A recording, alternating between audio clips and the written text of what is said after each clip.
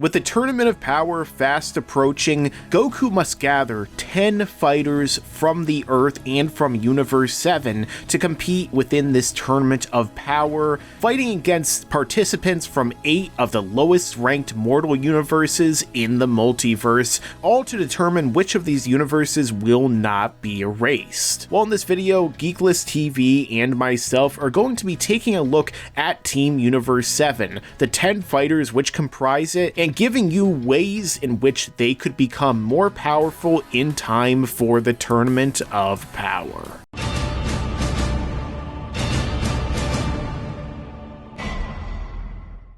Don't forget to like this video, share it with your friends, and subscribe to my channel to stay up to date on all upcoming videos in the future. Hey guys, it's Mike here, and welcome to another video in which we are going to be breaking down ways in which the Universe 7 fighters could get stronger for the Tournament of Power, which Zeno, the Omni Kings themselves, the two of them, are going to be holding. And today, joining me, as I introduced in the intro, his name is... What's up, guys? MJ here. Thank you for having me back on the channel, Mike. Okay, MJ, so there are 10 members which have been gathered by Goku for this Tournament of Power. Now, first off, let's get into who these members of this team are, and perhaps how strong they are in relation to one another. So MJ, who are the fighters of this team? Let's start breaking them down from the leader himself. Well, the El Capitan, Mike, is Goku, and then from there we have Vegeta. I'm gonna just want to keep them in the same rank because even though Goku does have the Kaioken, I think they're relative to each other in their blue forms. So I would like to just keep them there. If that's okay with you, I would like to break them down into ranks, if that's fine with you. Okay, so we have Goku and Vegeta in rank 1, which is basically what I would like to call God tier.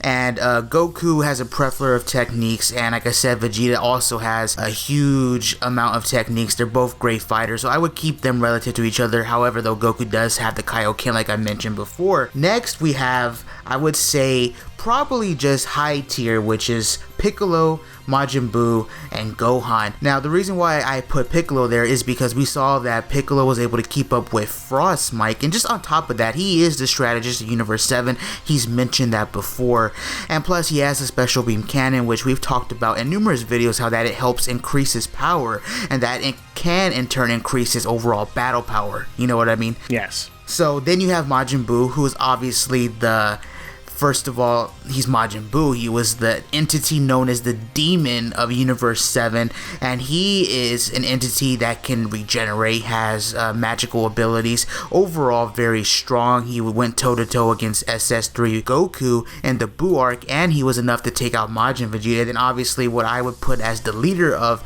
this high tier is Gohan. We saw that he was able to take it to Lavender, who I would think is comparable to Basil, and he was blind while doing so. And then of course he can stack the Super Saiyan transformation. So basically, Mike, to look at it that way, I guess a way to put it is God tier and then like Buu Saga tier, in my opinion. Yeah, essentially you have Majin Buu himself, the fat version. You have Piccolo and Gohan, who are seemingly around the levels they were either in the Buu Saga or significantly more powerful depending upon who you ask.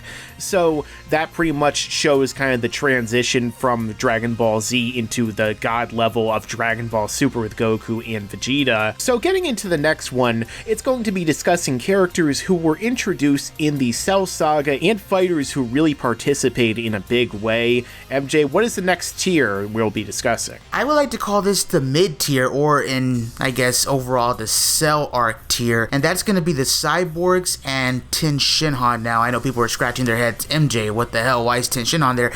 Just give me a second. For first, let's go through the Cyborgs. Now, we saw that 18 and 17 were incredibly powerful. Frieza in his first form was able to blow up a planet with 10 times the gravity of Earth, and then you have him get exponentially stronger in his final or birth form, whatever you prefer to call it. And then 17 and 18 were able to take out Super Saiyans who trained for 3 years, or so they were really powerful. And pretty much, bro, I think, isn't it stated that they have what, like limitless stamina or unlimited stamina? Yeah, essentially they have perpetual energy through the enhancements that Dr. Gero gave to them. Thus, their power doesn't really drop, and they don't really really ever run out of energy, so they can fight continuously and wear their opponents down and beat them as a result of that. Okay, now moving on to Ten Shinhan. The reason why I put him in this mid tier or in the Cell Arc tier is not so much that I think he would be as strong as the cyborgs overall. I would probably still put him weaker than a full power Frieza, but who knows? You could probably argue that he's probably a bit stronger, so we don't know what type of training he's been in, but bro, he does have the Tri-Beam, and we saw that in the manga. This is in the manga, not just an anime only thing. He was able to hold down semi-perfect Cell. So if he's found a way over the years to perfect that technique, also to use it without having to throw so much of his life energy and to hurt him in the process, he could be a very dangerous character, because that move allows him to amplify his power to such great heights. I think just him alone with his techniques and the fact that he's a martial arts master, I think he deserves to be at least mid-tier in my opinion, at least now. Yeah, I definitely think that his techniques would allow him to reach levels of damage and power output that the androids themselves can't achieve, which does lead into our next one that we're going to be discussing. And MJ, what is that one? It's really hard what to call this. Is it Saiyan Saga tier, Frieza tier? Let's just call it, I guess, low tier, and that is Krillin and Muten Roshi. Now, not too much to say here other than the fact that Muten Roshi is a martial arts master. We saw that he kicked a lot of ass in Dragon Ball, and really we saw him kind of reach his limit when it came to Piccolo Daimao. However, in the most recent ROF arc and ROF movie, we saw that he was able to hold his own against the Frieza soldiers. And Krillin, it's kind of hard to say how strong he is, because like Ten Shinhan and like Yamcha, people have kind of scaled Krillin differently over the years. People have different opinions on how strong he actually is, and some people would argue that he's stronger than Ten Shinhan, which could be the case, but I think Ten Shinhan has him beat in techniques. Yeah, that's certainly a big debate that's gone on.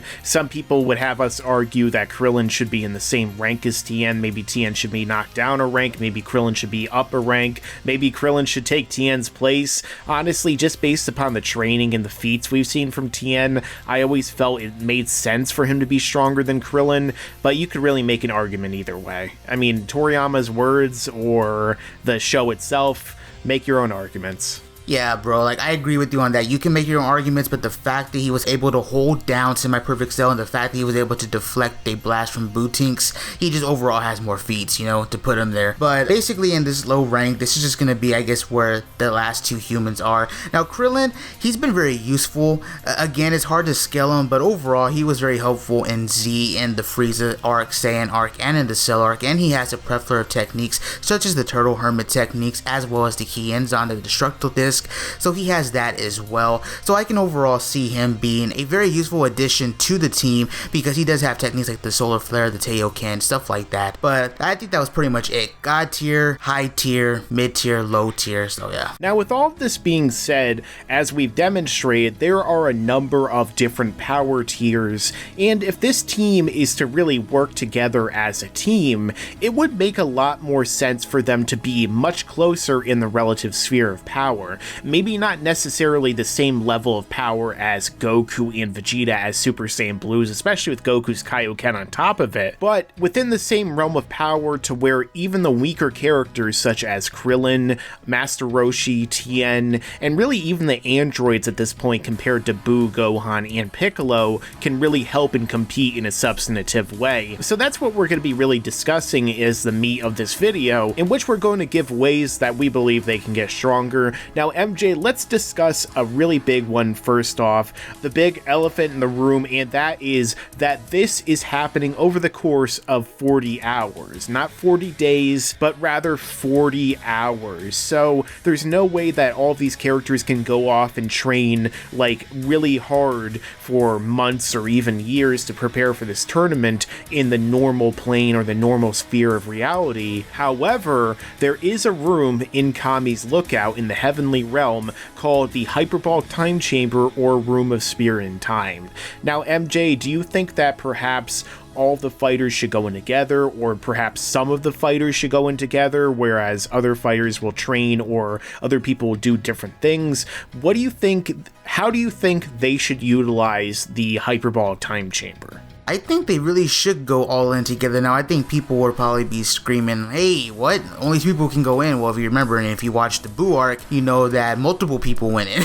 You know what I mean? So I think that could easily be retconned. It's already happened. So they can easily go into the Room of Spirit and Time and train for a good amount of time. And I think it should be all of them, just due to what I mentioned earlier. You have guys like Ten Shinhan and Krillin, or Killian, whatever you want to call them, and they have very useful techniques. An example of this would be if Goku is going up against someone who is just as strong as him, let's say Toppo, and he needs to hurry up and get the win on Toppo, Krillin, who's a much weaker fighter, can come in and use the Taioken, or just to be a distraction, not so much have to use certain techniques, but just be a distraction, and that could allow Goku to jump in. It's all about teamwork. The same with Buu. He can easily, I don't know, I mean, he could just turn people into candy and start chunking people off, you know? It's like they need to work together and obviously form ways to use their techniques together. Like I believe our good friend QAAMAN mentioned in a video about how Ten Shinhan has his volleyball technique. So they can do stuff like that. I think they all should go in together, and I think that would help overall because this is a battle royale. In mentioning the volleyball technique from Tien, Gotenks, another fighter who happened to train in the Hyperbolic Time Chamber, learned Tien's technique, which shows that their techniques can transfer from person to person. Of course, the Taioken and the Kamehameha are 2 of the biggest examples, so it would be interesting if they went into that chamber and they started sharing their techniques. You know, perhaps Goku and Vegeta could give the guys a crash course in how to utilize God Ki, and they're going to have well over a year of time in that chamber of intense training so that they can do it. Again, they can't do multiple years completely, they don't have enough time, but the prior restrictions of the time chamber seem to either have been improved or completely removed, so they seem to have a lot more time. Maybe even Goku could teach everyone how to use the instantaneous movement. Once they can do that, then that's going to certainly make it much harder for them to all be thrown out of the ring, because they could simply teleport and it won't even violate the rules. Definitely, I think we're forgetting about Majin Buu as well. If Majin Buu was able to watch Goku perform the Kamehameha, and he did it just instantaneously afterwards in their fight above the city, so if Goku and Vegeta sat in front of him and they had his full attention, can you imagine all the stuff he could learn from them? Yeah, Majin Buu could just sit in the middle of the ring watching everyone's techniques, learn them all, then absorb everyone and beat everyone. Or at least that's what a lot of his fans seem to think. He could beat everyone ever, including Gohan, and characters much stronger. But I did bring up the topic of God Ki earlier, which leads to my other method of training I think would be really helpful, and that is perhaps the 10 fighters going into Whis' staff. And as we remember, MJ, from when Goku and Vegeta were training in Whis' staff during the Resurrection F arc, they stated that time flows differently than it does in the real mortal plane, or the real world, essentially, and it's moving similarly to the Room of Spirit and Time or Hyperbolic Time Chamber as a result. And in order to really even be able to move around, Goku and Vegeta had to essentially keep their ki in their bodies and kind of figure out God Ki. So if anything can really give them a super quick crash course in a very short period of time before this tournament in 40 hours, I think that's certainly a really great option for them to go with. Yeah, definitely. And plus, I just would like to think it's not so much all about God Ki, bro. If I remember correctly, Beerus makes a statement about if they want to get stronger faster, send them into that room. Overall, they seem to get stronger just from going into that room. Maybe there's something weird with the gravity there as well. Who knows? But yeah, I think that would be a great way to not only help boost them up there, but maybe just add some motivation, because if Beerus says, all of you get your butts in that staff and train, because we're not dying, we're not getting erased here, then I feel like 17, Buu, Ten Shinhan, especially Roshi and Krillin, they really will be motivated to go in there and just do their best. Because think about it, I think people need to understand why we're bringing all this up.